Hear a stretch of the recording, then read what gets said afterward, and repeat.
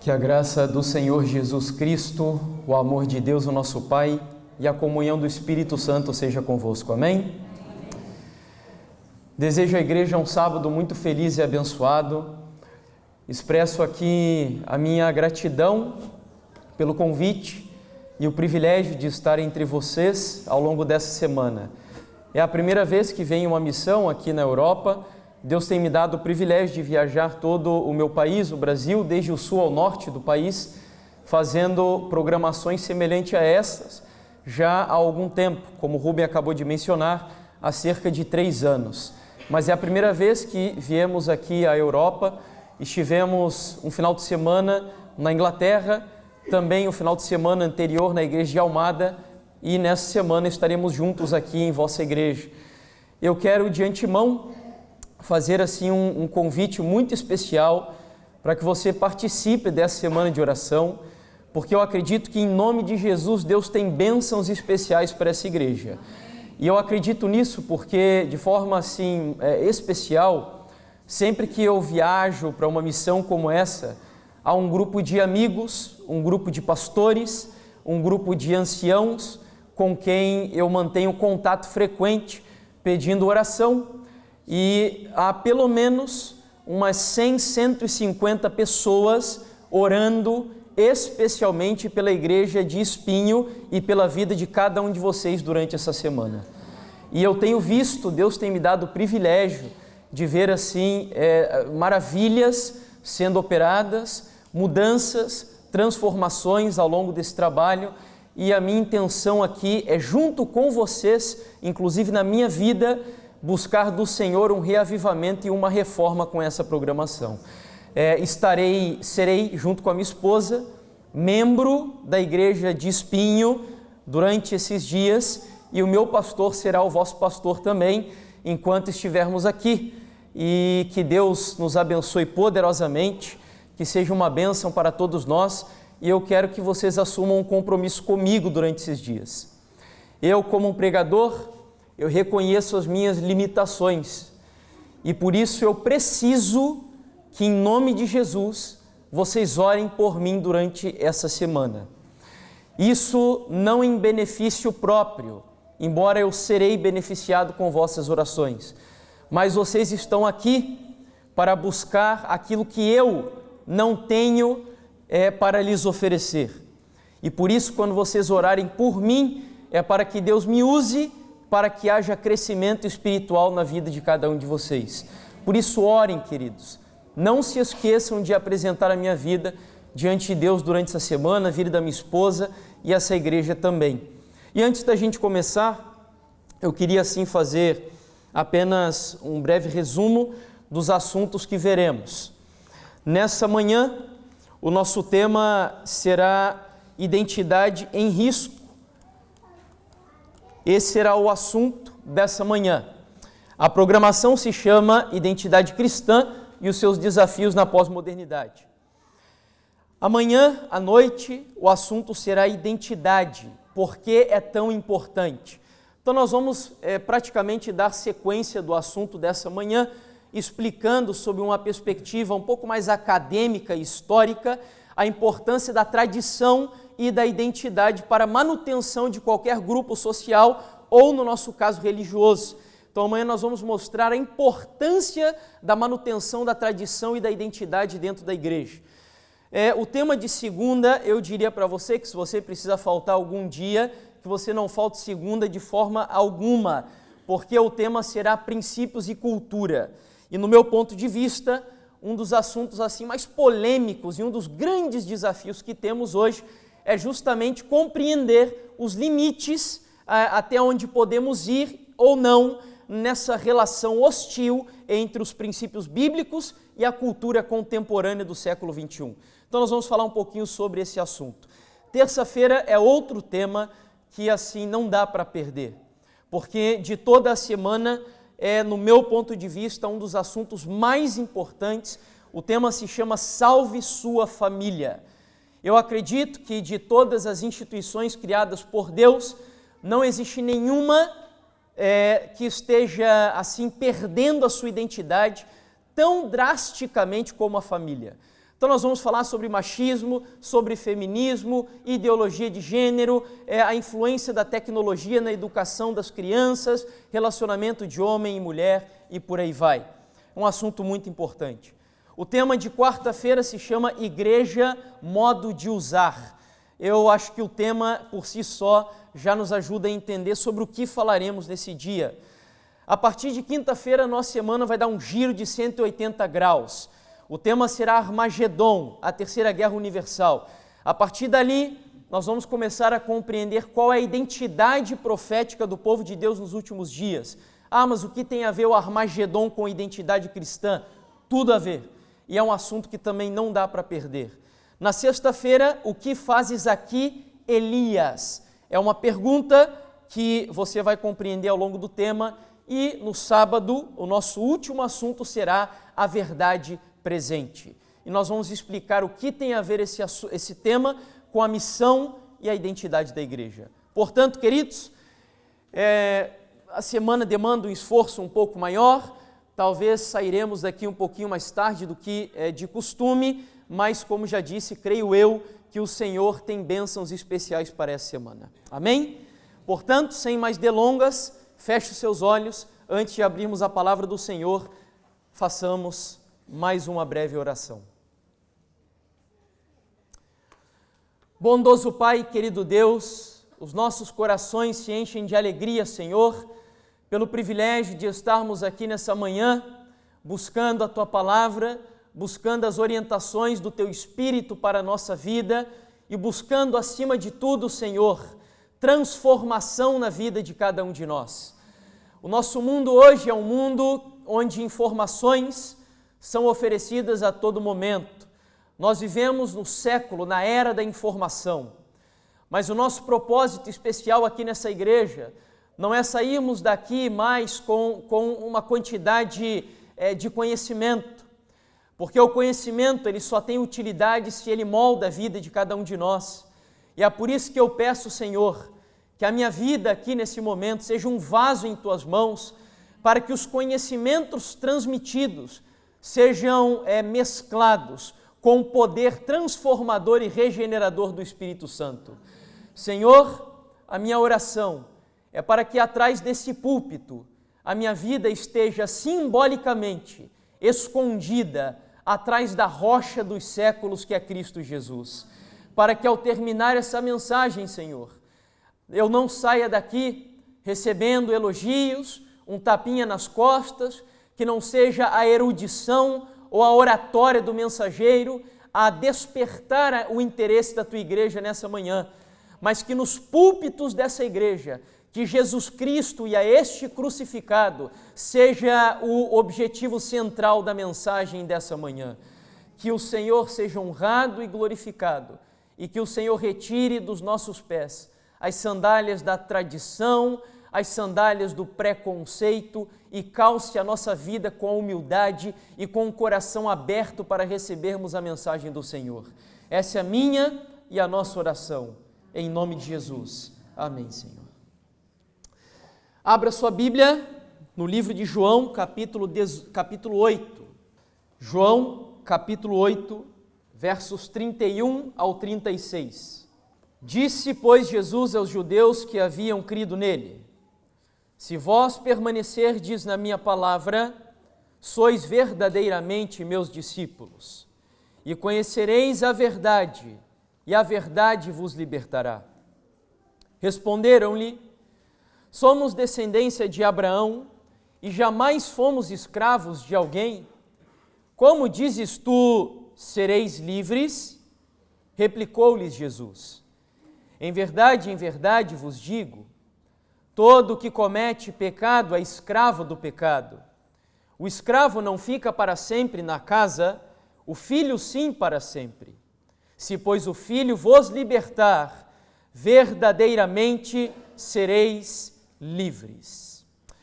Antes de comentar acerca do texto que acabamos de ler, eu gostaria de compartilhar 3 frases com vocês que estão assim profundamente relacionadas com o texto. A primeira delas de Martinho Lutero, onde ele teria dito: a paz, se possível, mas a verdade a qualquer preço. A segunda de Andrews, o primeiro missionário da Igreja Adventista enviado ao exterior: eu trocaria 1000 erros por uma verdade. E a terceira de George Orwell, escritor de um clássico da literatura ocidental, que é o livro A Revolução dos Bichos, e um ensaísta político, numa época de mentiras universais: dizer a verdade é um ato revolucionário. As 3 frases que acabamos de ler, juntamente com o texto do Evangelho de João, têm algo em comum. E o que há de comum entre elas é justamente a verdade. Nas 3 frases e no texto de João, nós concluímos que a verdade é algo de extrema importância, é algo valioso, é algo valoroso, caríssimo para muitos seres humanos aqui na Terra. E dentre todos os seres humanos que já habitaram o nosso mundo, certamente aquele que mais valorizou a verdade, que acima de ser um homem era o Deus Todo-Poderoso, o Senhor Jesus Cristo, ele demonstrou durante os seus 33 anos de vida e os 3 anos e meio de ministério que não havia nada mais importante para ele do que a verdade.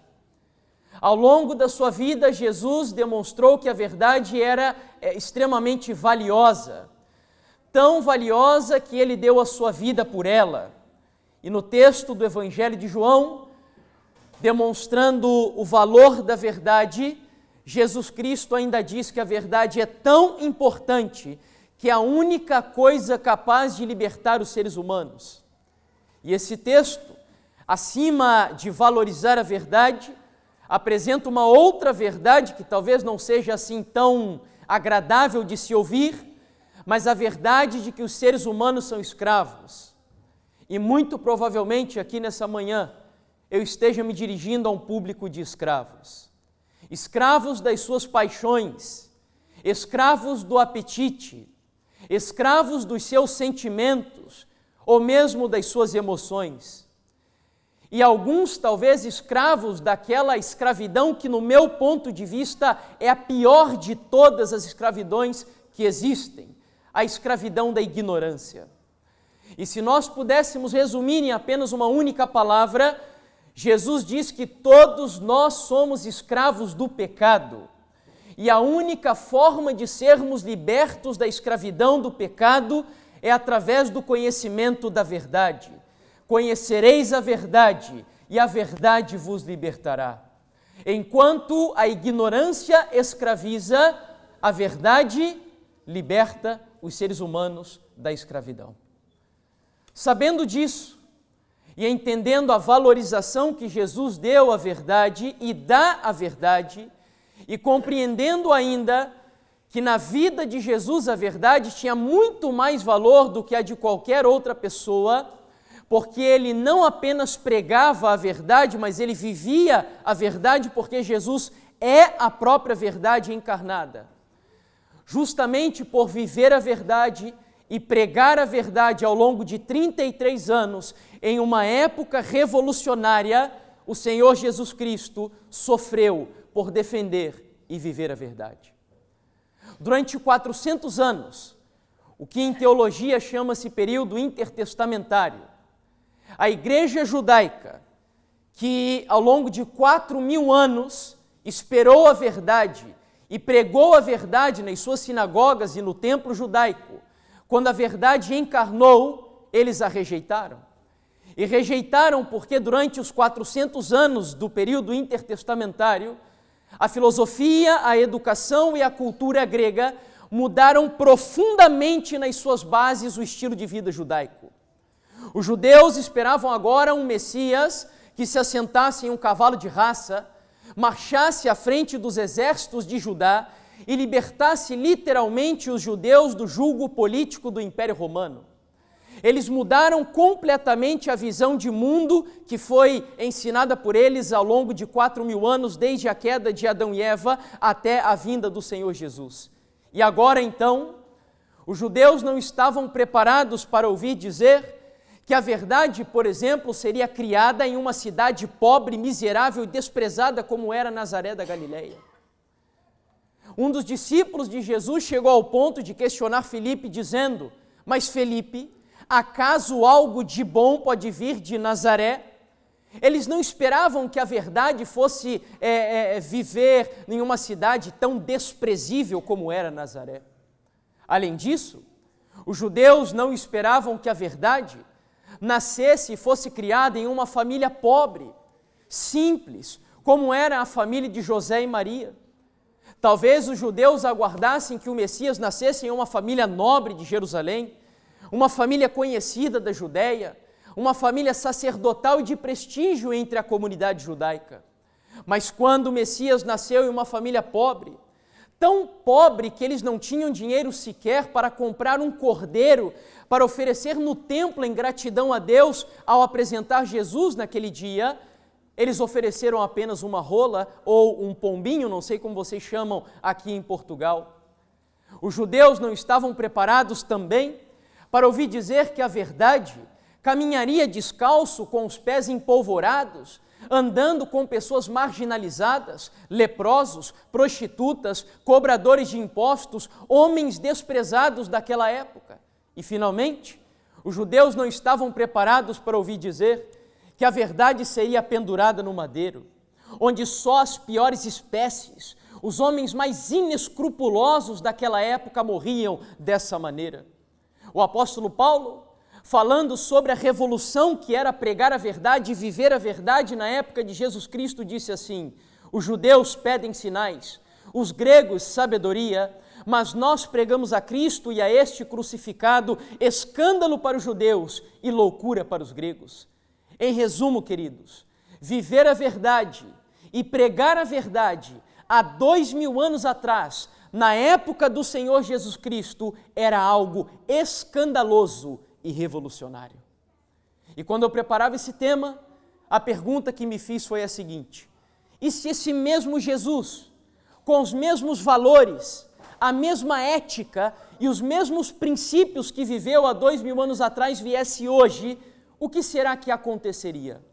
E então, eu me deparei com as conclusões de um estudioso da Universidade de Oxford, chamado Timothy Ash. Esse homem é um erudito e especialista em estudos europeus e, baseado em suas concepções dos valores modernos da sociedade europeia contemporânea, ele diz assim, que se viesse hoje, Jesus Cristo seria considerado um extremista. Possivelmente esse homem seja ateu, mas ele conclui que pelo perfil da nossa sociedade atual, pelas regras do pluralismo, do multiculturalismo e do que costumeiramente se chama do politicamente correto, Jesus inclusive seria proibido de falar nas universidades, porque ele seria considerado um homem extremista ou, usando um termo mais contemporâneo, um fundamentalista religioso. Um autor brasileiro, talvez alguns de vocês conheçam, chamado Augusto Cury. Esse homem é um dos psiquiatras mais conceituados do nosso país e também um dos mais conhecidos no mundo. Tem vários livros publicados, entre os quais está essa série de livros chamada A Análise da Inteligência de Cristo. Abrindo um pequeno parênteses, o Augusto Cury era ateu e após estudar as mentes mais brilhantes da cultura mundial, como Freud, Platão, Confúcio e etc., ele decidiu estudar a mente de Jesus.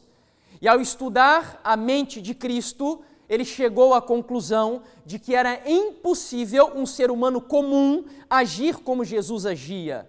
E então esse homem se converteu, se tornando um crente em Deus e abandonando o ateísmo. Porque ele concluiu que somente um Deus teria a capacidade de agir da forma como o Senhor Jesus agia. E então, no livro O Mestre dos Mestres, ele chegou à seguinte conclusão: se Cristo viesse hoje, ele escandalizaria e perturbaria os fundamentos da psiquiatria, da psicologia, da política e da medicina. E aí ele cita, eu vou aqui apresentar apenas um dos casos que ele apresenta no livro. Imagine agora Jesus em um congresso de psicólogos. os psicólogos discursando sobre dilemas que fazem parte da nossa sociedade atual, como síndrome do pânico, suicídio, esquizofrenia, depressão e etc. E a única conclusão que esses homens chegam é que para a cura das pessoas, elas precisam dos tratamentos convencionais, alopáticos, os remédios, medicamentos normais. E então, Jesus assume a tribuna, e agora ele tem a oportunidade de falar perante todos os congressistas, dizendo assim: olha, não se preocupem com o dia de amanhã, busque a cada dia o seu próprio mal, basta cada dia o seu próprio mal, buscai em primeiro lugar o reino dos céus e a sua justiça, e todas as outras coisas vos serão acrescentadas. E aí eu te pergunto, se essa fosse a solução proposta por Jesus hoje, como ele seria recebido nesse congresso de psicólogos? Eu acredito que crucificado não, mas possivelmente internado em um hospital psiquiátrico, amarrado em uma camisa de força, diagnosticado como um homem esquizofrênico, perigoso para ser deixado à solta na sociedade, provavelmente Jesus Cristo o seria. Onde eu quero chegar com isso? Todas as pessoas que hoje, nos dias em que você está vivendo, dia 21 de setembro do ano de 2019, no século 21, aqui na Europa e ao redor do mundo inteiro, todas as pessoas hoje que acreditam em verdades absolutas, que acreditam em um Deus que conduz todas as coisas que acontecem nesse mundo em metanarrativas, todas as pessoas que acreditam nisso são consideradas fundamentalistas. E então, eu quero me aprofundar um pouquinho nesse conceito com vocês, para chegarmos onde nos interessa. Em conclusão, nessa primeira parte do tema, todos os que acreditam em verdades absolutas são considerados fundamentalistas ou extremistas. Lá no Brasil, uma revista de grande circulação chamada Super Interessante, há alguns anos fez uma matéria sobre o fundamentalismo. E respondendo à pergunta o que é fundamentalismo, a conclusão que eles chegaram foi a seguinte: é o termo usado para se referir à crença na interpretação literal dos livros sagrados. Fundamentalistas são encontrados entre religiosos diversos e pregam que os dogmas dos seus livros sagrados sejam seguidos à risca. Portanto, nós, como cristãos, se acreditamos que os dogmas, as doutrinas, os princípios da Bíblia devem ser lidos, interpretados e vividos de maneira literal, segundo as conclusões desses estudiosos, são fundamentalistas. Mas vamos nos aprofundar um pouquinho mais nisso, entrando em uma acadêmica que possivelmente hoje seja a maior influenciadora na área de fundamentalismo religioso. Essa mulher, por exemplo, escreveu um livro que se chama Em Nome de Deus, o fundamentalismo no islamismo, no cristianismo e no judaísmo. Na verdade, no judaísmo, no cristianismo e no islamismo. E na página 9, ela nos apresenta as suas conclusões de quem são os fundamentalistas religiosos, dizendo assim: os fundamentalistas são aqueles que não hesitam em fuzilar devotos no interior de uma mesquita, matar médicos e enfermeiros que trabalham em uma clínica de aborto, assassinar os seus presidentes e até derrubar um governo forte. Pergunto, segundo as características que vemos aí, que grupo religioso, e presta atenção, da sua ala mais radical, se enquadra no perfil dos fundamentalistas que ela apresenta nesse parágrafo? Que grupo religioso? O Islã, mas volto a repetir, na sua ala radical, que hoje seria aí, por exemplo, o Estado Islâmico, porque existem muçulmanos que não são radicais, como o perfil que vemos aí. Eu me uniria a Karen Armstrong e diria a vocês que nós não devemos ser fundamentalistas, se ser um fundamentalista é ser isso daqui. Pessoas que matam em nome da fé, pessoas que são intolerantes, se ser um fundamentalista é ser isso, nós não devemos sê-lo. Entrando em um outro grande influenciador moral e religioso, que durante muito tempo vem dando discursos sobre o fundamentalismo, o Papa Francisco, no ano de 2014, essa matéria dizia assim: Papa pede para pessoas não serem fundamentalistas. E volto a repetir, eu repetiria essas palavras do Papa Francisco se ser um fundamentalista é ser aquilo que acabamos de ver. E me uno a ele dizendo, não sejam fundamentalistas. Porém, no mesmo ano, dando uma entrevista a um site do mundo espanhol chamado La Vanguardia, perguntaram ao Papa Francisco qual a sua opinião sobre o fundamentalismo. E agora preste bastante atenção nas entrelinhas da resposta que ele deu. Um grupo fundamentalista, ainda que não mate, mesmo que não golpeie a ninguém, é violento. A estrutura mental do fundamentalismo é violência em nome de Deus. Agora, a coisa abriu um leque muito maior. Porque agora você não precisa matar, você não precisa perseguir, você não precisa ser intolerante para ser considerado um fundamentalista. Nas conclusões dele, basta que você tenha uma estrutura mental específica para que você seja rotulado como um fundamentalista. E a pergunta é a seguinte: que estrutura mental seria essa? Nós vamos descobrir. E a última entrevista que eu busquei, e também no ano de 2014, falando ao Conselho da União Europeia, aos líderes da União Europeia, o texto diz assim: Papa diz que fundamentalistas são o quê? Inimigos de Deus. Aqui agora nós temos uma guerra declarada. Em outras palavras, os fundamentalistas devem ser combatidos, perseguidos e até de certa forma erradicados da sociedade. Mas a pergunta segue: que grupo seria esse? Já que nós não precisamos mais bater, matar, perseguir e etc., qual seria a estrutura mental de um suposto fundamentalista religioso? Vamos lá. Em primeiro lugar, é importante entendermos que o termo fundamentalismo foi usado pela primeira vez no século XIX, final do século XIX, início do século XX, nos Estados Unidos da América. Ah, mas quem foi chamado de fundamentalista nessa ocasião? Um grupo de cristãos protestantes das igrejas batistas, metodista, luterana, presbiteriana, episcopais, ou seja, as igrejas reformadas do protestantismo europeu e norte-americano. Esse grupo de teólogos, preocupados com a invasão do secularismo dentro das suas igrejas, decidiram se reunir e escrever uma série de 12 livros defendendo as doutrinas fundamentais do protestantismo. Aqui você vê 4, porque já é a publicação mais contemporânea, mas esses livros podem ser lidos até os dias de hoje. E agora, me responda, já que esse grupo de teólogos protestantes defendiam as doutrinas fundamentais do protestantismo reformado, eles foram chamados, obviamente, do quê?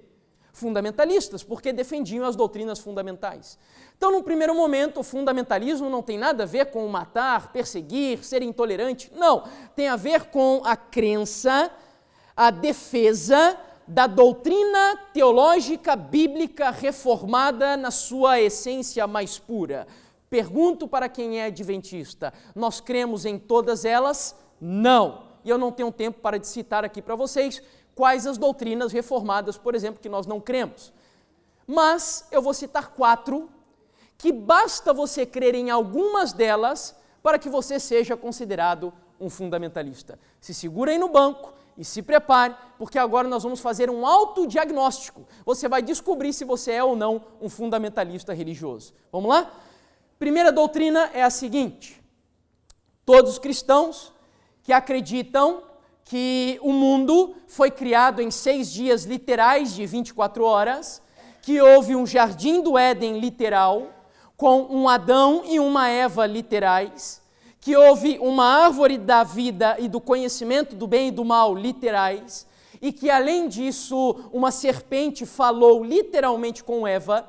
Todos os cristãos que acreditam na literalidade desse relato são fundamentalistas? Pergunto, quem acredita nisso aqui dentro hoje, diga amém. Amém, amém, eu também acredito. Segunda, todos os cristãos que acreditam na leitura literal desse livro. Se você acredita, por exemplo, que quando a Bíblia diz que Matusalém viveu 969 anos, que isso é literal. Se você acredita que quando a Bíblia fala de gigantes que habitavam em Canaã, que isso é literal, que Deus abriu o mar vermelho, literalmente falando, e que não foi um fenômeno natural, como alguns estudiosos hoje tentam explicar, todos os cristãos, que com exceção dos textos bíblicos, proféticos, parabólicos, alegóricos e poéticos, acreditam na leitura literal da Bíblia, são fundamentalistas, segundo as concepções modernas. Pergunto, quem acredita nisso aqui dentro hoje, diga amém. Amém, eu também acredito. Terceira doutrina. Todos os cristãos que acreditam na segunda vinda de Cristo literal.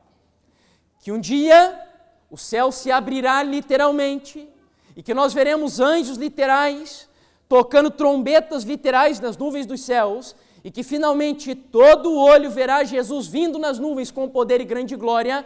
Todos que acreditam nisso aqui dentro hoje, digam amém. Eu já estou começando a ficar com medo de vocês. Ninguém vai se explodir aqui dentro, não? Não? Está cheio de intolerante aqui dentro hoje da igreja. Última doutrina. Todos os cristãos que acreditam na historicidade das profecias, se você acredita que a profecia começa a se cumprir na época do profeta, por exemplo, Daniel, Babilônia, e que as profecias vão se cumprindo paulatinamente, até que todas elas convergem para um único evento, que é a vinda de Jesus. Quem acredita nisso aqui hoje, diga amém. Amém. Portanto, queridos, sejam bem-vindos ao grupo de fundamentalistas, extremistas, radicais e intolerantes do século XXI. São vocês. Propositalmente, eu pulei o texto da Karen Armstrong. Logo abaixo do radical islâmico, ela vai agora citar um outro grupo religioso a quem ela considera como fundamentalista. E ela diz assim, que os cristãos que rejeitam as descobertas da biologia e da física sobre as origens da vida e afirmam que o livro de Gênesis é cientificamente exato em todos os detalhes. Ou seja, se você crê na literalidade de Gênesis 1, 2 e 3, você é comparado a um radical islâmico que explodiu as Torres Gêmeas nos Estados Unidos da América, por exemplo. E na página 139, ela ainda conclui dizendo o seguinte: conferir ao Gênesis respeitabilidade científica seria um empenho inútil, pois, como um mito, a história bíblica da criação não constitui um relato histórico da vida. Você entendeu o que essa católica liberal está dizendo aí? A Karen Armstrong é uma cristã, ela não é uma mundana, ela é uma cristã, só que ela é uma cristã liberal, e aqui na Europa e na América também está cheio de cristãos liberais. Os cristãos liberais normalmente rejeitam o sobrenatural da Bíblia Sagrada, e ela é uma delas. Portanto, na conclusão dela, quem acredita em Adão e Eva, quem acredita no Jardim do Éden literal, está simplesmente regredindo a uma época onde os seres humanos não tinham a capacidade intelectual de explicar o mundo de forma racional. Ou seja, como eles eram incapazes, cientificamente falando, inventavam histórias mitológicas para explicar as situações da vida. Se você está achando que eu estou exagerando aqui no que eu estou apresentando, eu quero agora que você assista um vídeo. Esse vídeo, antes de transmiti-lo, foi uma situação que aconteceu aqui na Europa, mais especificamente na Inglaterra. Provavelmente alguns aqui já tenham assistido. Um pastor adventista foi convidado para um programa de auditório em Londres. O âncora do programa pergunta ao pastor adventista assim: pastor adventista do sétimo dia, o que você acredita sobre a segunda vinda de Jesus? E o pastor dá o seu posicionamento, que é a nossa crença sobre a vinda de Cristo, com muita dificuldade. Logo em seguida, um bispo anglicano liberal se posiciona sobre o que cremos a respeito da vinda de Jesus, e eu queria que você observasse as palavras desse bispo de forma especial. Pode colocar o vídeo para a gente, por gentileza. Pastor, from the Seventh-day Adventists, you believe that the end is coming, not necessarily this year, but you believe it is coming. What will happen? Yeah, I believe the end is coming. What will happen is, according to the biblical record, Christ will descend from heaven with his angels, and he's coming to take those who have accepted him and been saved by his grace. Can I just, will this literally happen? It will literally happen. The sky will... There'll be the sound of the trumpet. There'll be the voice of the archangel. There will be the appearance of Christ, literally, with his angels. Yeah. He's coming to take those who've accepted him and believe in him and rescue them from this earth. He's going to bring in justice and righteousness. Will the sky part? The sky is going to open, according to the biblical record. The sky is going to open. He's going to descend with his angels, and he's coming to take those who've been saved by his grace. Pretty mean-spirited Christ. Well, no, hang on. No, listen. Wait a minute. Wait a minute. You're not going to be laughing soon, I'll tell you that. Listen. It says this is all in the Bible, isn't it? It's in Yes, Revelations it's in the and Thessalonians, and it's in Revelation, John. it's in Thessalonians, Yeah. it's in the book of John. Yeah. What happens then? What happens during there's a thousand-year period. What happens then? Yeah, there's a period of 1,000 years, and the 1,000 years begins at the coming of Christ. He comes to take those, like I said, who have been saved by his grace, and those who have not accepted Christ, because God he gives everybody the provision to accept the salvation that he offers free of charge. He's offered salvation free of charge for those who accept it. So it's not just Seventh-day Adventists. Not just Seventh-day Adventists, it's open to everyone. Everyone who's accepted Christ, but not Muslims or Hindus or Sikhs. Well, I haven't accepted him. Yeah. Christ, he makes a statement in the Jews. book. No, he makes a statement. I have a question. He makes a statement in the book of John, chapter 14, verse 6. He says that I am the way, the truth, and the life. But he only takes those who believe in him. I'm the way, the truth. What about children I'm who've the never... way, the truth. I'm coming. I'm the way, the truth, and the life. Yeah. No one comes onto the Father Right. except through me. It's a radical statement. It is a radical statement. It's a radical statement. It's an exclusive statement. Nonsensical statement. It's a radical statement, Absolute rubbish. but Okay, tell me about that. What would you like to say? Sorry, let me just finish. Okay. So what I say is that salvation comes through only Christ. Salvation comes through him. So, Okay, so but until you accept him, until you accept, we've got a until you vision. accept We've got a vision, if that's the right word, of what's going to happen, and it's in the Bible. It's Sorry, it's in the Bible. It's fundamentalism we're talking about, and fundamentalism produces problems in all major world religions, and it produces problems in Christianity. You're cherry-picking, This is a Stephen. fundamentalist interpretation of Scripture, which actually misunderstands a very poetic piece of writing in the book of Revelation. It misunderstands Paul's view that the kingdom was coming immediately, not in 1,000, 2,000 years' time, but that was, we now know, a misunderstanding of Paul and the early Christians. They thought Christ was coming back again. We now work on an entirely different basis in the mainstream. It's in the New Christianity. Testament. But so what? There are things in the New Testament, Nicky, which we actually have to reinterpret in the light of biblical criticism and modern understanding of Scripture. And this fundamentalist approach doesn't work. Uau! Eu vejo esse vídeo e eu me pergunto, para que nós estamos nos preparando? Para sermos aplaudidos ou para sermos escarnecidos por essa sociedade? Além disso, uma outra pergunta importante para fazermos, por quê? Por que razão um cristão hoje que quer viver a essência mais pura do cristianismo, por que um cristão hoje, por defender a verdade mais básica da mensagem bíblica, que é a verdade que ninguém pode ser salvo senão através de Cristo, porque um cristão, por querer viver isso hoje, é acusado por outro cristão de ser um fundamentalista religioso? Por que os cristãos hoje, que querem viver uma vida de oração um pouco mais próxima de Deus, por que as pessoas hoje que querem adotar realmente os princípios bíblicos e aplicá-los na sua vida, literalmente falando, são considerados por cristãos liberais e, obviamente, pelos mundanos de fundamentalistas e extremistas? Como chegamos a essa condição caótica do cristianismo contemporâneo? Como foi que chegamos a essa situação onde o continente, a Europa, que enviou missionários para o mundo inteiro, homens de Deus, homens que dá orgulho de você ler a biografia deles, como John Knox, Lutero, Zwingli, George Whitefield, Jonathan Edwards, David Livingstone e por aí vai. Como a Europa chegou hoje, por exemplo, a uma situação onde o cristianismo está em ruína, em bancarrota, em declínio. O que tem nos levado a números tão baixos de crescimento de igreja? E quando há igrejas que crescem, por que as igrejas estão adotando, por exemplo, o secularismo? Filosofias mundanas para agradar a juventude na igreja. Isso também não tem resolvido o problema do declínio do cristianismo. Como chegamos a uma situação drástica como essa? E a resposta que eu tenho para dar a você, ela está baseada em alguns estudos históricos e sociológicos, onde eles caracterizam a nossa sociedade atual como uma sociedade pós-moderna. E eu não tenho tempo para me aprofundar nisso aqui, senão nós teríamos que atravessar o horário, mas a pós-modernidade, para você entendê-la, é preciso, em primeiro lugar, entender o que vinha antes dela, ou seja, a modernidade.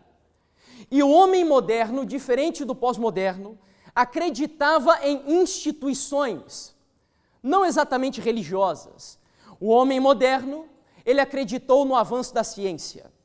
O homem esperava que a ciência ela alcançasse patamares tão elevados que o homem agora teria melhoria de qualidade de vida, melhores carros, melhores casas, melhores hospitais, viveria mais e etc.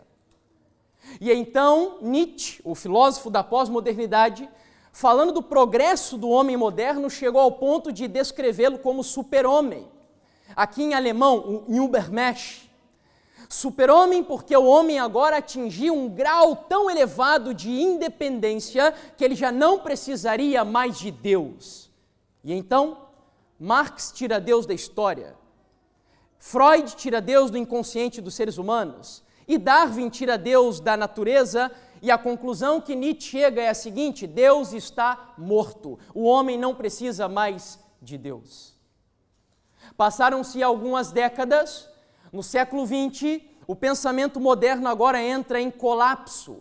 Colapso porque o avanço científico produz as bombas mais destrutivas já produzidas na história da humanidade. Falando só da perseguição na União Soviética, o comunismo soviético, cerca de 100 milhões de pessoas morreram em 40 anos, mais ou menos. Sabe o que isso significa? Mais pessoas morreram em 40 anos do que durante toda a Idade Média com as perseguições religiosas aqui na Europa. Portanto, o pensamento moderno entrou em colapso. Entrou tanto em colapso que os estudiosos definem a pós-modernidade agora da seguinte maneira. Atenção! O que seria a pós-modernidade?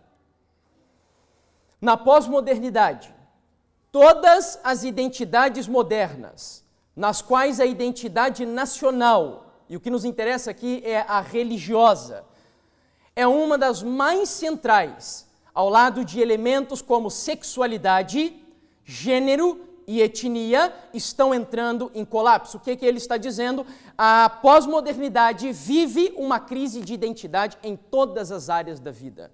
Sexual, gênero, e ali ele cita outras ainda, etnia, étnica, religiosa e por aí vai. Um sociólogo muito famoso que morreu há 2 anos, sociólogo contemporâneo, chamado Zygmunt Bauman, não sei quantos o conhecem, ele caracterizou a pós-modernidade com uma palavra muito significativa para nós cristãos. E ele dizia assim: nós vivemos na época da modernidade líquida. E por que a liquidez? Eu costumo dizer que nós temos também hoje um cristianismo líquido, e me permita aqui dizer um adventismo líquido também. E o que é a liquidez? É a falta de sólidos, a falta de absolutos. O líquido, ele se amolda de acordo com o recipiente onde ele está. Ele é adaptável. E o cristianismo hoje ele tem sido adaptável à cultura contemporânea. E por isso nós vivemos em uma época de cristianismo líquido. Estamos perdendo a nossa identidade. As identidades religiosas estão entrando em colapso. Um exemplo. Aqui em Portugal tem a Igreja Assembleia de Deus? Tem? Ok. É uma igreja, inclusive, que teve origem lá no Brasil.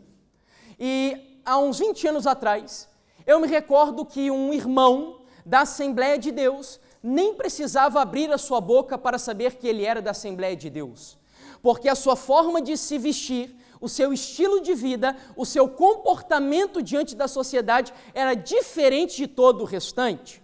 Hoje, Os cristãos estão tão mesclados com o mundo que às vezes até abrindo a nossa boca para dizer que somos cristãos, as pessoas têm duvidado da nossa profissão religiosa.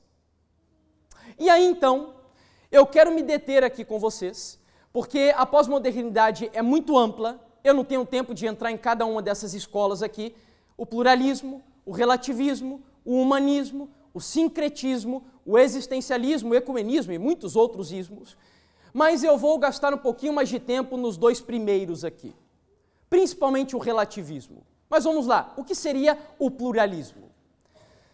Como diz a própria palavra, os pluralistas acreditam na existência de várias verdades, não apenas uma. São várias verdades sobre psicologia, sobre filosofia, sobre política e sobre história, que é a minha área. Por exemplo, quando nós estudamos sobre a história do Brasil, nós aprendemos na faculdade, na universidade, que existem no mínimo 3 verdades sobre a história do Brasil. A verdade do português, porque nós fomos colonizados por vocês, a verdade do negro africano e a verdade do indígena, o nativo, que morava lá. E eles têm razão. De fato, no ambiente acadêmico, o pluralismo deve ser respeitado dentro da academia, muito embora isso não seja seguido à risca, tá? Mas o pluralismo deve ser uma realidade respeitada dentro das universidades. Sabe qual é o problema? Antes de citar o problema, eu cito mais um exemplo para você compreender como a ideia do pluralismo faz sentido, pelo menos em algumas áreas. Essa famosa parábola indiana conta o caso de um imperador indiano que chamou 6 cegos para tatearem um elefante. Cada um deles começaram a tatear uma parte do elefante. Depois de algum tempo, o imperador chamou os cegos para voltarem e começou a perguntar a eles o seguinte: para o que tateou o elefante aqui na sua cauda, ele disse assim, com o que um elefante se parece? E as conclusões do cego que tateou a cauda foi assim, olha, um elefante, ele tem um cabo bastante comprido e ao final tem uma penugem ali parecendo com uma vassoura. Portanto, um elefante se parece com uma vassoura. Aí ele vai para o segundo e ele pergunta assim, olha, com que se parece um elefante? E aquele que estava pegando ali nas patas diz assim, ora, esse cego aí não sabe de nada. Na verdade, um elefante se parece com uma grande coluna, porque ele tem assim uma parte bastante espessa e larga e comprida, parecido com uma coluna. Vocês já entenderam a moral da coisa, né? Eu não preciso contar de todos eles aqui. Ou seja, os pluralistas dizem assim, a verdade depende da sua perspectiva, depende da sua maneira de ver as coisas. Porém, entretanto, todavia, o grande problema do pluralismo é quando ele é aplicado dentro do ambiente religioso. E aí agora, Buda é a verdade, Maria é a verdade, Maomé é a verdade, Krishna também é a verdade, e Jesus Cristo é também uma verdade entre todas as outras. Além disso, não importa o caminho onde você siga, porque no final das contas, todos os caminhos te levarão ao mesmo Deus. Já ouviram as pessoas dizerem isso? Já ouviram pessoas dizendo assim, olha, não importa exatamente o que você acredita, porque a placa da igreja não salva. Se fala isso aqui? Lá no Brasil fala-se muito isso, que a placa da igreja não salva. Sabe o que é isso? Fruto do pluralismo religioso. Nós pegamos as nossas doutrinas e crenças e diluímos essas crenças no meio de um monte de outras coisas, a ponto de formarmos o que eu chamo de personalização do nosso cristianismo. Talvez aqui dentro hoje, embora quase todos sejamos batizados na igreja adventista, mas se fôssemos adotar o que cada um de nós cremos, nós teríamos pelo menos umas 20 igrejas diferentes aqui dentro.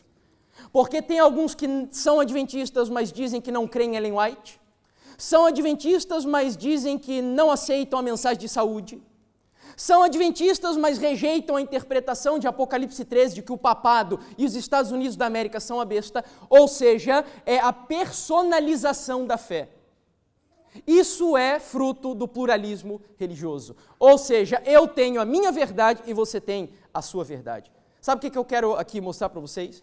Uma frase muito interessante de um jornalista e advogado norte-americano chamado Ben Shapiro. ele diz aqui o seguinte: não existe a sua verdade, presta atenção, existe a verdade e a sua opinião. Entenderam? Não existe a sua verdade, existe a verdade e a sua opinião. Vamos entender isso um pouquinho melhor? Então vamos lá, olha lá. Um padre dominicano católico chamado Claude Refré, francês, disse o seguinte, falando sobre o pluralismo: não se deve ver Jesus como fundador de uma religião, mas como um caminho para se chegar a Deus. Vocês concordam com isso? Eu não estou ouvindo, concordam com isso? O que está errado nessa frase? Jesus é um caminho? Não, Jesus é o quê? O caminho, artigo definido e singular, mostrando que não existe nenhuma outra forma de entrarmos no céu senão através de Jesus Cristo, nosso Senhor e Salvador. Porém, vamos lá, continuemos. É possível falar em um cristianismo e haver uma abertura para discussão entre outras religiões? Afinal, se o cristianismo pode dialogar com diferentes religiões, é porque ele entende as suas próprias limitações. Quem sabe, olha que blasfêmia, o pluralismo não seja um desejo secreto de Deus. Nós somos acostumados a uma lógica de verdadeiro e falso. Não conseguimos ver a possibilidade de haver uma verdade e outra, e outra, e outra. Dalai Lama, por sua vez, esse não é cristão, mas também tem adotado muito dessas... E por sinal, abrindo um breve parênteses aqui, o cristianismo hoje está sendo invadido por muitas filosofias orientais de religião. É o que nós chamamos de nova era. Igrejas com filosofia emergente estão adotando muitas dessas visões da nova era, de religiões orientais, e os cristãos estão encantadíssimos com esse tipo de coisas. Porém, veja se você consegue, assim, coadunar a sua fé com esse tipo de pensamento. Cada religião conta com a própria filosofia e há tanto similaridades quanto diferenças entre as várias tradições. Até aí tudo bem. Porém, o que importa é aquilo que é adequado a uma pessoa em particular. Cada pessoa sente que sua forma de prática religiosa é a melhor. Eu mesmo sinto que o budismo é melhor para mim, mas isso não significa que o budismo seja melhor para todas as pessoas. Em outras palavras, o que ele está dizendo, olha, não importa esse negócio de verdade absoluta, o que importa é você buscar o lugar onde você se sinta bem. É isso que a Bíblia ensina? Não. Eu queria me aprofundar mais um pouquinho nisso, mas eu vou lançar algumas coisas. Nós teremos a semana toda abordando esse tipo de coisas, mas do pluralismo, por enquanto é isso. Sobre o relativismo, e aqui eu vou terminar a mensagem falando sobre ele. O relativista, muito parecido com o pluralista, é aquela filosofia que diz assim: não existe verdade absoluta. A verdade é relativa. Não existe certo e errado. Essa história de santo e profano é uma história atrasada de conservadores ali, fanáticos e tradicionalistas, e de um Deus antiquado do Antigo Testamento, que já não cabe no nosso mundo contemporâneo. Isso é o relativismo. Não existe certo e errado, bem e mal. Lá no Brasil, os jovens falam muito assim, quando a gente dá orientações, princípios bíblicos da Igreja Adventista para eles, eles chegam para a gente e dizem assim, não tem nada a ver. Aqui fala-se isso também? Não tem nada a ver? Usa essa expressão aqui ou não? Lá fala-se muito. Então, a teologia do nada a ver, ela é extremamente influenciada pela visão relativista do mundo contemporâneo. E sabe, queridos, e agora eu quero que você atente muito ao que eu vou lhes mostrar, a forma mais brutal e assustadora, e eu diria diabólica, da aplicação do relativismo na nossa sociedade contemporânea é o que costumeiramente tem se chamado de ideologia de gênero. Lá no Brasil, a revista Veja é a revista assim, mais conhecida lá no país. E eles fizeram uma matéria em 2016 com o seguinte título: Sexo, na revolução de costumes da geração Z, Elas e eles se dizem neutros e a sexualidade é fluida e você não tem nada com isso. Dentro da matéria, eles mostravam o seguinte, que quando um jovem ou um adulto vai se inscrever no Facebook, lá no Brasil, existem 17 opções de gênero para ele escolher. Nos Estados Unidos, como eles sempre estão muito mais à frente do que a gente lá no Brasil, são 50 opções de gênero. E se você não se encaixa em nenhuma das 50, ainda tem um campo escrito outros para você dizer o que você gostaria de ser. Sabe o que isso me leva a concluir? Que o relativismo chegou a um estado tão bruto, tão perturbador na nossa sociedade, que até verdades biológicas começaram a ser rejeitadas. Ou seja, não basta mais um homem nascer com uma genitália masculina ou uma menina nascer com uma genitália feminina para definir o que ela é. Ela pode escolher o que ela quer ser, como dizem alguns, eu nasci em um corpo de homem, mas eu me sinto uma lésbica, um homossexual, um transexual, um bissexual, um transgênero. São tantos os gêneros que hoje já nem dá para a gente numerar. Detalhe, e eu preciso dizer isso, nós não temos preconceitos com homossexuais. Um homossexual, ele não é pior do que nenhum outro pecador de dentro da igreja. O problema da homossexualidade é quando ela é praticada. Mas se a pessoa tem inclinações à homossexualidade, mas resiste a ela, ela deve ser recebida como um membro da igreja, como qualquer outro que está aqui. O problema é praticar. Eu vejo cristãos hoje que fazem, nossa, um estardalhaço. Lá no Brasil, por exemplo, tiveram líderes religiosos de outras igrejas, que as novelas da rede... Aqui tem Globo também, né? É que, para tristeza de vocês, tem Globo aqui, infelizmente. E lá no Brasil, as novelas da Globo começaram a promover esse tipo de ideologia.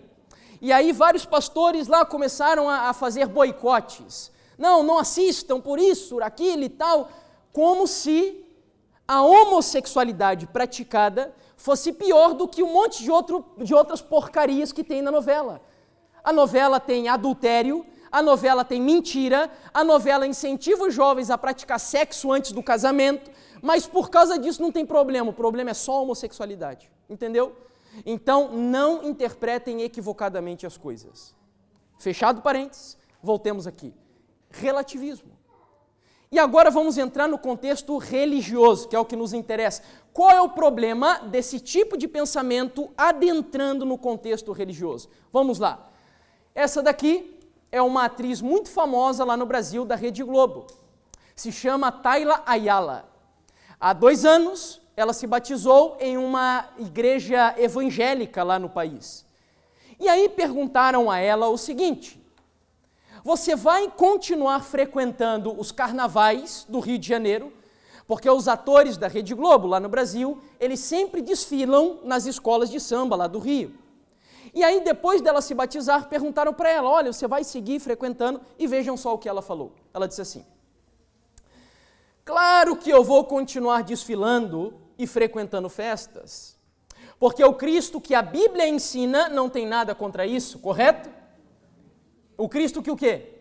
Eu acredito. Está vendo aí o humanismo, o antropocentrismo? Não importa o que diz a Bíblia, importa o que eu quero que esse Cristo vire para mim.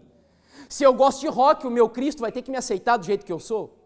Se eu gosto, por exemplo, de mentir, o meu Cristo, ele vai aceitar-me do jeito que eu sou, e eu vou continuar assim para sempre. É isso que ela está dizendo ali em outras palavras. Me entendam. Eu não estou aqui, queridos, fazendo um alarde, uma acusação de... enfim, não é esse o meu objetivo. Eu acredito sim no poder de um Deus que, através do Espírito Santo, pode transformar pecadores para viver de acordo com a lei do céu. Mas o que eu não acredito é em pecadores que querem mudar o Espírito Santo para adaptarem-se ao seu estilo de vida, entendeu? É isso que eu não acredito. E eu estou aqui expondo porque essas pessoas se expõem lá no Brasil. E então ela completa dizendo, o Cristo que eu acredito não tem nada com isso. Minha preocupação é apenas em ser uma pessoa melhor. O amor de Deus não tem nada contra a gente ser feliz e curtir a vida. Deus dá risada de julgamentos. Um segundo e último caso é o dessa modelo também evangélica. Ela participou de uma série de entretenimentos lá no Brasil que são no mínimo questionáveis para uma evangélica, até que ela foi convidada para posar nua na Playboy, uma evangélica. E ela posou. E agora vejam o que ela diz sobre essa experiência. Sou evangélica e uso o meu Facebook para dizer o quanto Deus foi e é poderoso em minha vida. E afinal, o que tem de errado? É muito o quê? É muito relativo o que é certo e errado, mas é isso que a Bíblia diz? O certo e errado são relativos? Lembra do que diz Isaías capítulo 5, verso 20? Ai dos que ao bem chamam mal e dos que ao mal chamam bem, ou seja, há uma maldição proferida sobre as pessoas que relativizam a sua fé.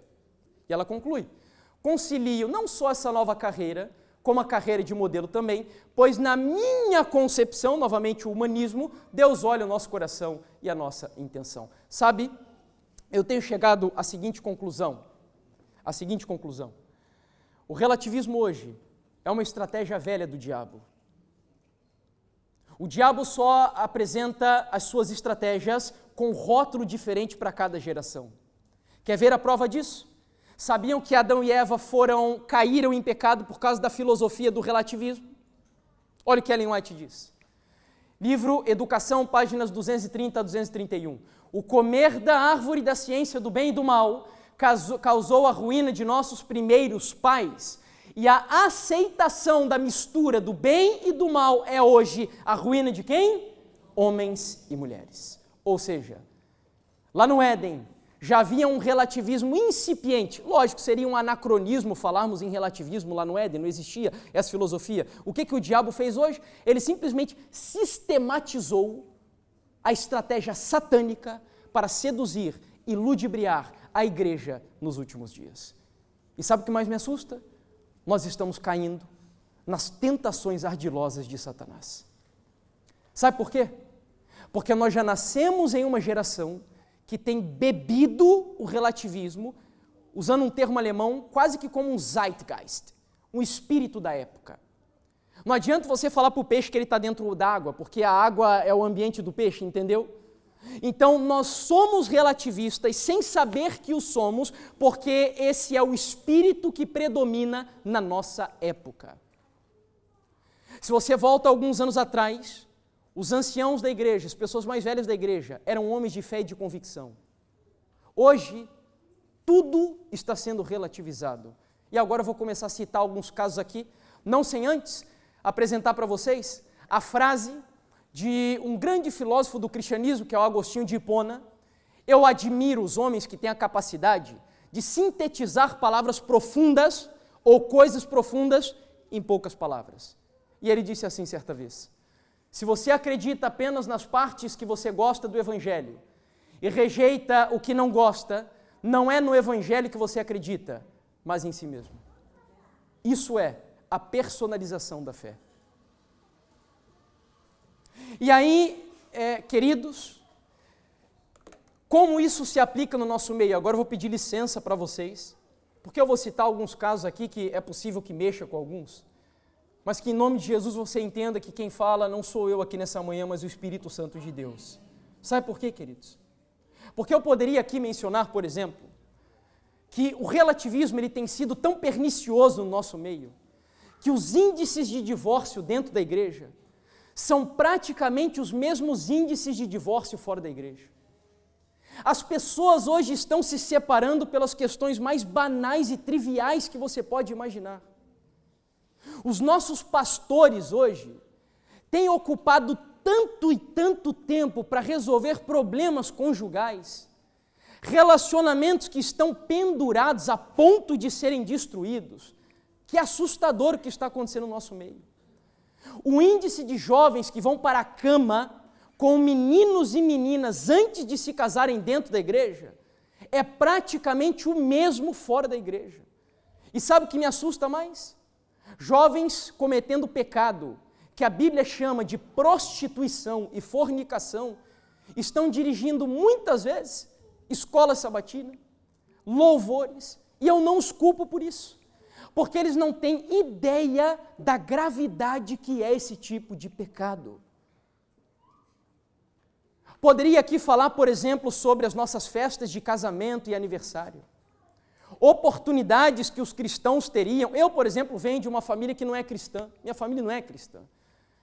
E festas de aniversário e casamento são ocasiões que deveriam ser utilizadas como um púlpito para honrar o nome de Deus e exibir para as pessoas a nossa fé, se tornaram agora um palco para exibição de toda a nossa hipocrisia.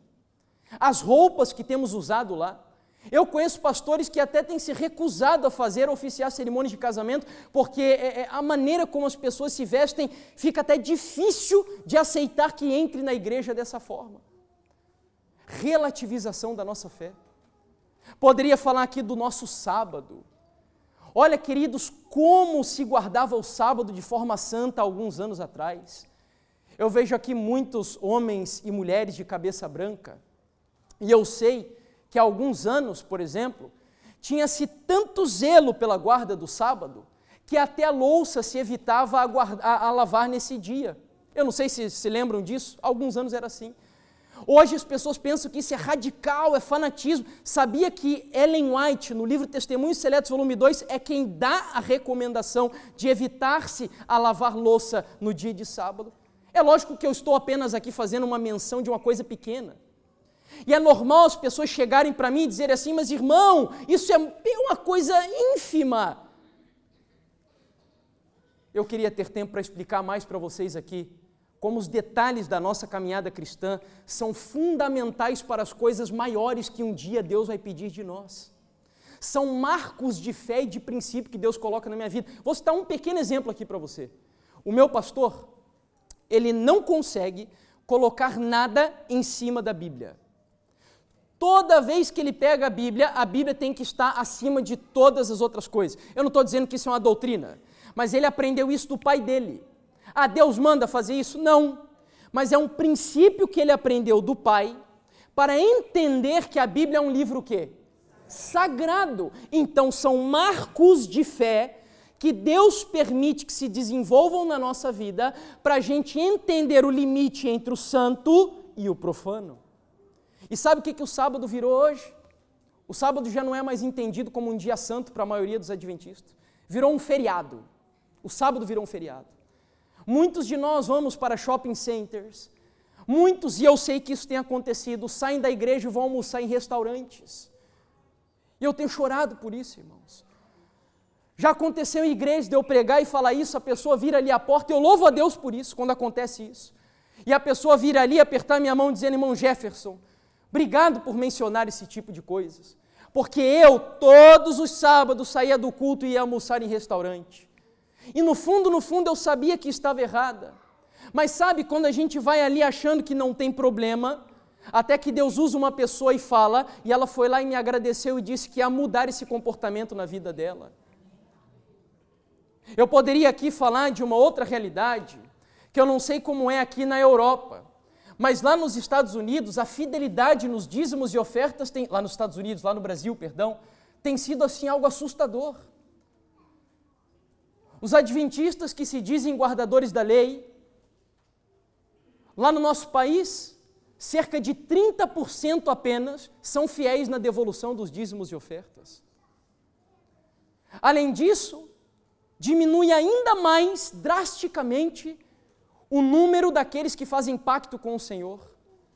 E sabe, eu quero dizer algo para vocês. Se tem alguém que pode falar sobre esse assunto aqui com autoridade, sou eu. Porque eu sou missionário. Eu viajo pregando para todos os lados, como já foi dito aqui para vocês. Mas eu não sou pago pela igreja adventista. Ah, mas então como que você vive, irmão? Eu vivo pela fé.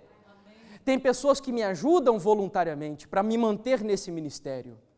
E mesmo assim, e digo isso para a honra e glória de Deus, tanto a minha esposa como eu, nós somos dizimistas fiéis e temos pacto de devolver 10% das nossas rendas de oferta para ajudar a igreja do Senhor. Porque nós entendemos que essa igreja é de Deus e ela precisa dos nossos recursos para terminar essa obra nessa época em nome do Senhor Jesus. Relativismo. Tem pessoas que não são fiéis e até acham ruim quando são afastadas de algum cargo da igreja, porque não são fiéis nessa área da vida também. Poderia falar aqui da alimentação, e por aí vai, queridos. Olha, são tantos e tantos assuntos. A área dos entretenimentos, jovens que hoje se deleitam assistindo Felipe Neto, Kéfera e Vingadores e por aí vai, como se essas coisas tivessem algo para acrescentar, e quando vem alguém para dar a orientação, os jovens dizem, isso não tem nada a ver. Onde eu quero chegar com essa mensagem? Sabe, queridos, quando eu vejo a situação contemporânea da igreja, a única esperança que está enraizada no meu coração é entender que há um Deus nos céus, que Ele não abandonou e nunca abandonará a sua igreja aqui na terra. E sabe qual é a convicção que eu tenho disso? Há 1900 anos atrás, esse Deus previu na Bíblia Sagrada qual seria a condição da sua igreja na época que nós vivemos. Ele só não chamou essa igreja de pós-moderna, mas ele chamou do quê? Laodiceia. E ele tampouco disse que o problema da igreja seria o relativismo, mas ele disse que o nosso problema seria o quê? A mornidão. Mas é a mesma coisa. Talvez se João fosse escrever o Apocalipse hoje, ao invés de usar Laodiceia, ele usaria pós-moderna. E ao invés de dizer que o nosso problema seria a mornidão, ele diria relativista. Mas sabe o que me alegra o coração? É saber que apesar de nós vivermos a nossa vida dividida entre o certo e errado, o bem e o mal, o santo e o profano, quando eu leio essa carta de amor, eu vejo Jesus Cristo batendo, dando golpes como um cavaleiro no seu coração, pedindo para entrar e para você substituir os relativismos desse mundo pelos absolutos de Deus na sua vida. Ele está batendo aqui no seu coração nessa noite, nessa manhã, e eu tenho certeza disso. Eu quero, antes de terminar, dizer duas coisas para vocês.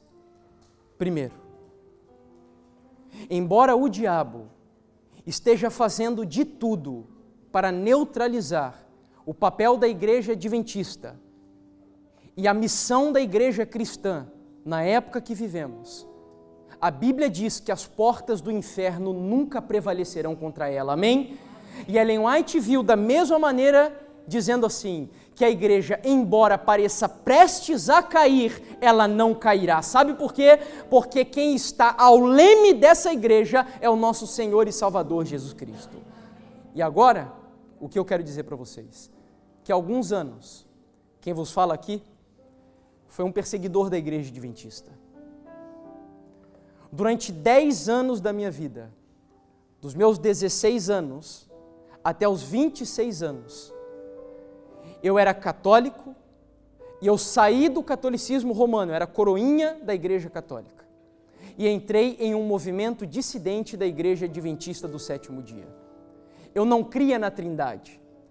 Eu dizia para as pessoas saírem da igreja adventista porque a igreja tinha virado Babilônia. Eu me tornei um dos líderes desse movimento lá no Brasil.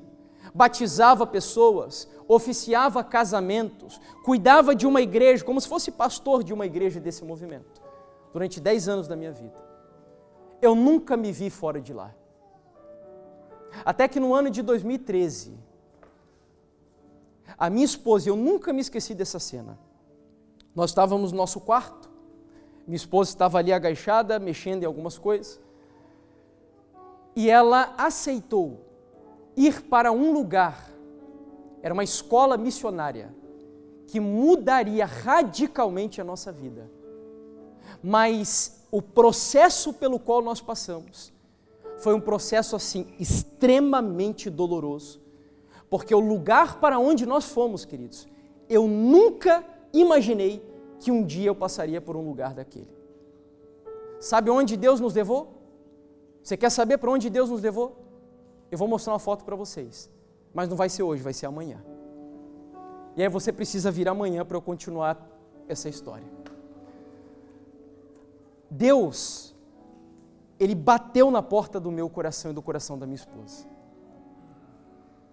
E ele chegou ao ponto de ser tão radical que ele nos levou para passar pela experiência mais profunda da nossa vida.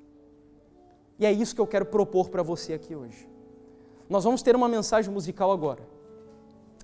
E essa mensagem musical, ela fala sobre o desejo de Cristo e a oração que cada um de nós devemos proferir para que Jesus habite em nós. Ou melhor, habite em mim. E eu sei que ao longo dessa mensagem, o Espírito Santo provavelmente falou ao seu coração, trazendo na sua mente situações na sua vida que você sabe que o tem separado de Deus. Talvez com alguns Deus tenha falado na área sexual, talvez com outros foi na área do relacionamento conjugal. É possível que com alguns ainda Deus tenha falado no sentido dos entretenimentos, dizendo para você, filho, abandona isso. Eu quero renovar a sua vida. Eu quero entrar no seu coração, eu quero habitar em você. E a oportunidade que eu quero dar para você aqui nessa manhã é de você tomar uma decisão diante de Deus. Eu não sei o que o tem separado do Senhor para viver essa experiência absoluta com Ele. Mas eu quero convidar, enquanto eles cantarão, para vir aqui à frente todos aqueles que têm algo para apresentar ao Senhor nessa manhã. E você não vai apresentar o seu melhor. Hoje você vai vir aqui nesse altar para apresentar o que você tem de pior diante de Deus. Só você e Ele nesse momento. Você vai rasgar o seu coração e dizer, Senhor, eu preciso corrigir isso da minha vida. Eu sei que isso tem impedido com que eu tenha uma comunhão mais profunda contigo, Senhor. Mas eu não tenho forças. Mas eu estou aqui porque eu quero pedir o teu poder para que a vitória de Cristo seja minha vitória nessa manhã. E que assim como eles cantarão, que o seu desejo e a sua oração seja que Jesus habite na sua vida, em nome de Jesus. Se a sua resposta é essa ao Senhor, enquanto eles cantam, venham aqui à frente.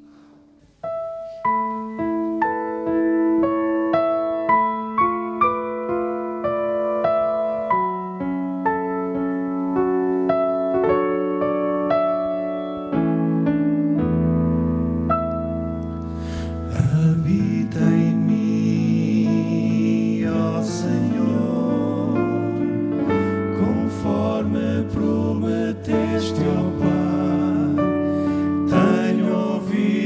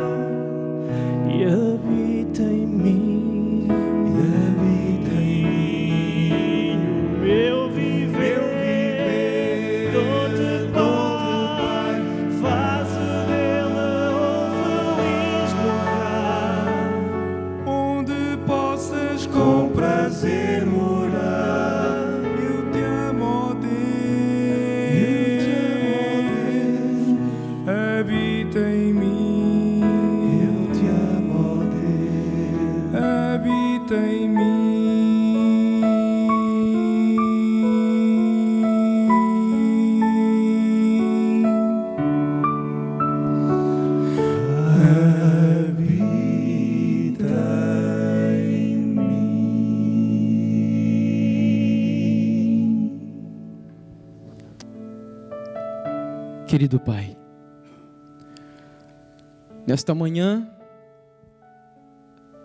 a nossa oração é um pouco diferente, Senhor. Nós não estamos aqui apresentando a Ti o que temos de melhor. Aos céus estão subindo nesse momento